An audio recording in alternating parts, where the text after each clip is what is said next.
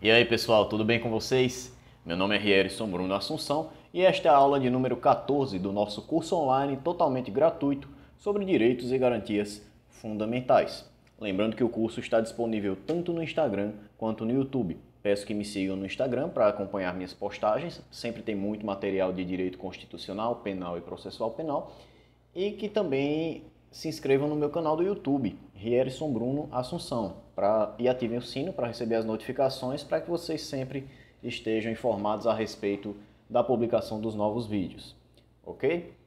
Bem, vamos adentrar agora em uns incisos que dizem respeito mais a direito penal e processual penal. São uns direitos fundamentais que estão no artigo 5º, tá? Eu peço que vocês leiam o inciso 39, lá do artigo 5º. Ele diz assim: não há crime sem lei anterior que o defina, nem pena sem prévia cominação legal. Ok, gente? Esse inciso, ele prestigia dois princípios, que são o princípio da legalidade e o princípio da anterioridade. O que isso significa? Antes de tudo, vocês vão perceber lá no artigo 1º do Código Penal, há uma redação bastante semelhante, quase igual na essência. Diz assim, o artigo 1º do Código Penal: não há crime sem lei anterior que o defina, não há pena sem prévia cominação legal. O que quer dizer esse artigo? O que quer dizer essa questão de que não há crime sem lei anterior que o defina? É o princípio da legalidade. Para que exista um crime, é necessário lei. Não pode um decreto, por exemplo, o presidente da República fez um decreto agora, editou um decreto tornando crime a utilização das urnas eletrônicas na eleição de 2022. Não, decreto não pode criar um crime. É necessário lei. Ok, gente? Esse é o princípio da legalidade. Não há crime sem lei anterior que o defina. E não há pena sem prévia cominação legal. Do mesmo modo que não há o crime, não pode ter uma pena sem a previsão legal. E essa questão da anterioridade, vocês percebem lá no texto, é sem lei anterior que o defina. Então, para que um crime possa ser punido hoje, um crime que aconteceu hoje possa ser punido, é necessário que ele já fosse definido como crime na lei antes. Entenderam? Não se pode punir hoje algo que é crime amanhã. Se eu cometer determinada conduta, se eu praticar determinada conduta hoje e amanhã essa conduta for considerada crime, não pode a lei voltar para me prejudicar, que é o que a gente vai falar já também. Certinho, gente? Entendido essa parte? Vamos agora para outro inciso, que é o inciso 40. Ele diz: a lei penal não retroagirá, salvo para beneficiar o réu. Vamos falar sobre isso. Primeiro, para quem não é da área do direito, ou para quem precisa entender um pouco mais isso, vou falar em termos bem a grosso modo, digamos assim, sobre a retroatividade. Retroagir, gente, é a lei voltar no tempo para ser aplicada a fatos anteriores à sua vigência. Uma lei, é como no exemplo que eu estava dando. A lei é editada na data de hoje, por exemplo, e ela retroage volta no tempo para ser aplicada a fatos ocorridos antes desse início dessa vigência dela, que seria hoje, por exemplo. Ok? Bem, vamos lá. Sobre isso, eu quero explicar algumas questões para vocês. Vamos falar primeiro sobre a irretroatividade da lei penal impégios, que é o termo em latim que se usa para falar sobre a retroatividade para prejudicar o réu. Não é possível que a lei retroaja para prejudicar o réu. É a redação desse inciso que nós vimos agora, ok? A respeito disso, tem uma questão muito importante, que foi o habeas corpus 82959, julgado pelo Supremo Tribunal Federal. O objeto dele foi a Lei de Crimes Hediondos, que na sua redação original dizia que no caso da prática de um crime hediondo, seria necessário que a pena fosse cumprida em regime integralmente fechado. Sobre os regimes de cumprimento de pena, vocês vão estudar melhor no direito penal. Mas só para vocês entenderem, nós temos os 3 tipos de regime: regime aberto, regime semiaberto e regime fechado, que é o mais grave. A lei dos crimes hediondos, inicialmente, dizia que tinha que ser cumprido integralmente no regime fechado, a pena para esses crimes, ok? Nesse momento do julgamento do habeas corpus 82959, o STF resolveu aplicar a lei de execução penal, que é anterior, admitindo a progressão de regime, que é justamente essa passagem do regime fechado para o semiaberto, do semiaberto para o aberto, ok? Desde que cumprido 1/6 da pena. Então, cumprido 1/6 da pena, poderia-se progredir de regime mesmo em crime hediondo, ok?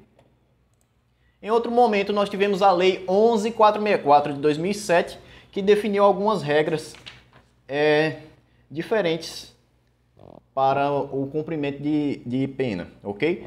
Essa lei disse que, no caso dos crimes hediondos, se o indivíduo for primário, seria necessário que ele cumprisse 2/5 da pena para poder progredir de regime. E se fosse reincidente, 3/5 da pena. Vocês percebem aí que já é uma situação mais complicada para quem quer progredir de regime, que são frações que são maiores do que 1/6, certo?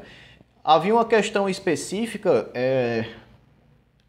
no caso da Lei 13.709 de 2018. Ela estabeleceu uma situação diferente no caso de mulher gestante ou que for mãe ou responsável por crianças ou pessoas com deficiência. O que é que ela estabelecia? Que nesse caso seria necessário cumprir apenas 1/8, ok? Lembrando que tudo isso é antes da alteração lá promovida pelo chamado pacote anticrime, certo? Ficou então, gente, uma dúvida a esse respeito. Como ficaria a progressão de regime em caso de crimes hediondos? Se aplicaria o que o STF havia decidido, 1/6, ou se aplicaria o que estabeleceu a Lei 11.464? De acordo com esse inciso que nós lemos do artigo 5º, da irretroatividade da lei para prejudicar o réu, nós tivemos a seguinte definição: se o fato ocorreu, o crime foi praticado antes da vigência da Lei 11.464 de 2007, se aplica aquele percentual de 1/6 para progredir de regime. Se o fato foi praticado durante a vigência da Lei 11.464, aplica-se aqueles percentuais dispostos naquela lei. Ok, pessoal? Entendido? Vamos ler 2 súmulas. Uma súmula vinculante, que é do Supremo, somente o Supremo tem súmulas vinculantes, e outra súmula do Superior Tribunal de Justiça a esse respeito. Ok? Diz a súmula vinculante 26. Anotem que é muito importante em prova. Para efeito de progressão de regime no cumprimento de pena por crime hediondo ou equiparado, o juízo da execução observará a inconstitucionalidade do artigo 2º da Lei 8.072, de 25 de julho de 1990, sem prejuízo de avaliar se o condenado preenche ou não os requisitos objetivos e subjetivos do benefício, podendo determinar, para tal fim, de modo fundamentado, a realização de exame criminológico. Sobre esse entendimento que eu estava falando agora, dessa progressão de regime e o percentual da lei de 2007 e o que o Supremo havia decidido anteriormente, foi editada a súmula 471 do STJ. Diz assim: os condenados por crimes hediondos ou assemelhados, cometidos antes da vigência da Lei 11.464 de 2007, sujeitam-se ao disposto no artigo 112 da Lei 7.210 de 84, Lei de Execução Penal, para a progressão de regime prisional. Ok, pessoal? Ainda em relação a essa Lei 11.464, o Supremo declarou, incidentalmente, a inconstitucionalidade de uma regra que estava disposta nela, que era a seguinte: nós tínhamos lá na redação original do artigo 2º da Lei 8.072 de 90, que é a Lei de Crimes Hediondos, assim, artigo 2º, parágrafo 1º, né? A pena por crime previsto neste artigo será cumprida integralmente em regime fechado, que é aquela situação que nós havíamos falado inicialmente. A Lei 11.464 de 2007 havia mudado essa redação para o seguinte: a pena por crime previsto neste artigo será cumprida inicialmente em regime fechado. Então, se a Lei de Crimes Hediondos, na redação original, disse que seria obrigatoriamente em regime fechado todo o cumprimento de pena, a Lei 11.464 de 2007 disse que deveria ser inicialmente em regime fechado, mudou essa redação. Mas o Supremo considerou que essa regra é inconstitucional por ferir o princípio da individualização da pena, que é um princípio que nós veremos também. Então, não se pode fixar obrigatoriamente que seja no regime fechado inicialmente o cumprimento da pena, ok? Esse entendimento foi no julgamento do habeas corpus 111.840, ok? E no agravo em recurso extraordinário 1052/700 foi estabelecida a seguinte tese: é inconstitucional a fixação ex lege, ou seja, por meio de lei, com base no artigo 2º, parágrafo 1º da Lei 8.072 de 1990, do regime inicial fechado, devendo o julgador, quando da condenação, ater-se aos parâmetros previstos no artigo 33 do Código Penal. Certo, gente? Entendido? Vamos agora falar um pouco sobre as alterações quanto a isso promovidas pela Lei 13.964, que é a Lei do Pacote Anticrime, ok? Nós tivemos, por exemplo, o artigo 14 do pacote, que alterou a Lei 12.850, dizendo que ela passaria a vigorar com as seguintes alterações. Artigo 2º, parágrafo 8º daquela lei. As lideranças de organizações criminosas armadas ou que tenham armas à disposição deverão iniciar o cumprimento da pena em estabelecimentos penais de segurança máxima. Então, nessa situação, esses indivíduos devem iniciar em estabelecimentos penais de segurança máxima suas penas.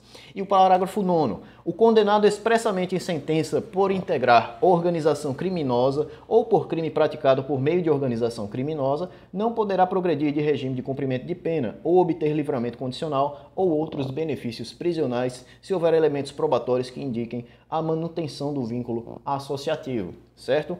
Essas são questões que podem ser até combatidas constitucionalmente, vamos esperar para ver o que é que vai acontecer, mas é importante vocês compreenderem. E atentem para a nova forma de progressão de regime com a nova redação que a lei do pacote anticrime deu ao artigo 112 da Lei de Execuções Penais, que agora ele estabelece lá uns percentuais. É importante que vocês leiam. É uma matéria mais relativa mesmo à execução penal, mas é bom vocês lerem para compreender essa situação. Ok, gente? Ainda falando sobre retroatividade e irretroatividade, nós temos a retroatividade da lei penal mais benéfica. Então, do mesmo jeito que, ao contrário, no caso, se para prejudicar o réu não é possível a retroatividade da lei, para beneficiar é possível.